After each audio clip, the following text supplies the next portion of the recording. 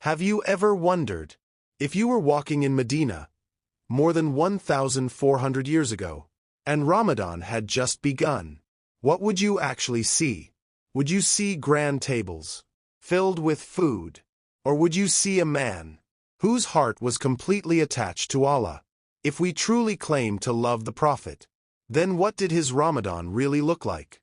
Tonight, let us travel back, not with imagination, but with authentic narrations. We are stepping into the Ramadan of Muhammad, and every detail you are about to hear comes from Sahih Hadith. The companion Abdullah ibn Abbas, R.A., tells us something powerful. He said that the Messenger of Allah was the most generous of all people, and he was even more generous in Ramadan. When Jibreel would meet him, he said, Jibreel would meet him every single night in Ramadan, and they would review the Qur'an together. And when Jibreel met him, the Prophet was more generous than the blowing wind. This narration is recorded in Sahih al-Bukhari and Sahih Muslim. More generous than the wind. Think about that. The wind does not discriminate. It reaches every home, every person. That was his generosity in Ramadan. If someone asked, he gave. If someone was in need, he helped. He did not delay goodness. He did not fear poverty, because his trust in Allah was stronger than his attachment to wealth. Now pause. In our Ramadan, does our generosity increase like his? Or do we only increase our food and shopping? And then imagine the nights of Medina. While the city slept, inside his humble home, the Prophet would stand in prayer. Our mother Aisha, R.A., narrated that he would stand for so long in prayer that his blessed feet would swell. This is in Sahih al-Bukhari.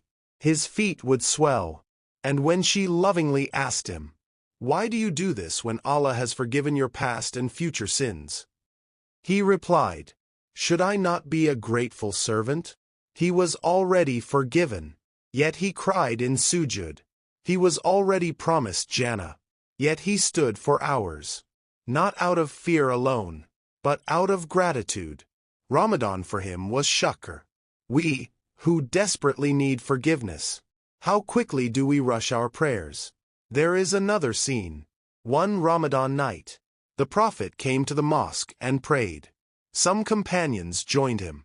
The next night, more people came. The third night, even more gathered. But on the fourth night, he did not come out.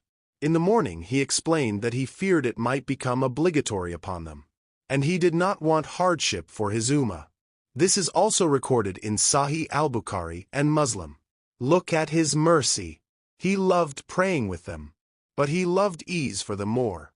Even in worship, he was thinking about us. And when the last 10 nights of Ramadan would begin, Aisha, R.A., said that he would tighten his waist belt, spend the whole night in worship, and wake his family. This narration is in Sahih al-Bukhari. He did not let the most blessed nights pass casually. He searched for Laylatul Qadr. He increased in dua. He increased in effort. Every single Ramadan, he would perform i'tikaf in the last 10 nights, completely detaching from worldly matters, focusing only on Allah.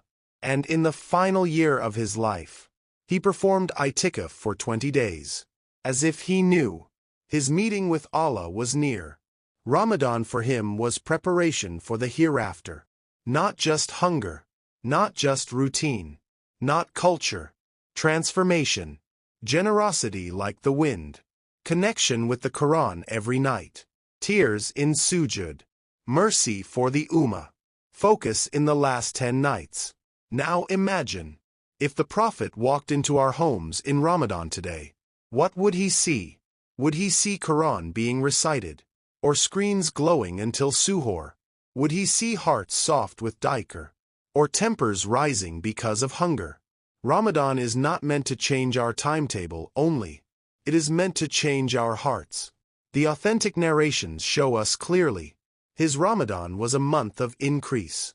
Increase in worship. Increase in charity. Increase in humility.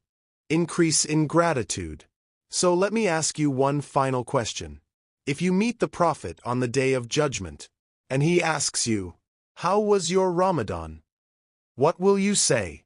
Tonight, before you sleep, pray 2 extra rak'ah.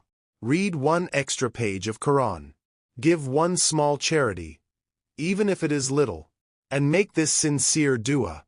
O Allah, allow me to experience Ramadan the way your messenger experienced it, with sincerity, gratitude, and love. If this reminder touched your heart, share it with someone, so we can revive the Sunnah together, and let this Ramadan be the one that truly changes us forever. If this reminder touched your heart, type in the comments, "Ya Allah, make me a grateful servant." Share this message with someone you care about, so we can revive the Sunnah together, and subscribe for more authentic reminders from the life of the Prophet. Let's make this Ramadan different, for the sake of Allah. As the sun sets over Medina, my heart swells with gratitude for the blessings of Ramadan. In this blessed moment, the light of faith fills my heart with peace.